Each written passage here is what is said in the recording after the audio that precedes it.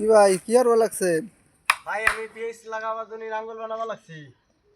6 কাঠা নাঙ্গল এই যে নাইলে বানাইছি, মানে মনে করেন এই জায়গা ফিটিং করবো। এরকম 6টা ফিটিং করে দাঁড়ান, ফিটিং করে নেই। এই যে এরকম ফিটিং করবো,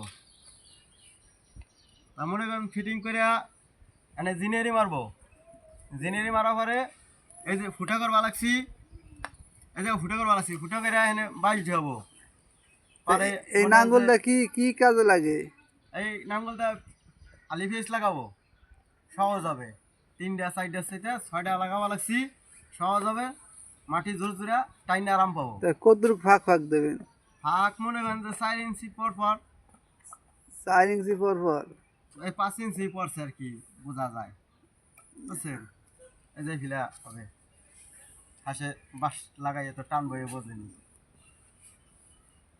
তো ওজনে যাবে না বেশি?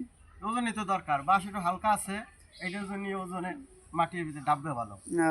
মাটি ঝুরঝুরে মাটি। হ্যাঁ জুজরা সিডর মারা আছে মাটিতে, খালি হালকা টান দিলেই দেবে হয়ে যাও। ও, এই জীবনের প্রথম বাঁশের নাঙ্গল বানাবা লাগছি আমি। কিনা লাগলো না? না কিনা লাগলো না এই বছর। কাঠ দিয়ে নিজেরে বানাইলেন, এটাই ভালো হইলো। মজবুত হলো। কয় বছর টেকবে? লাও 3-4 বছর টেকবে আর কি, আর যদি গুনি না খায় আরো বেশি টেকবে। ও, তাই পাইনেট করবেন না? হ্যাঁ পানিতে ভিজাবো বানানোর শেষে।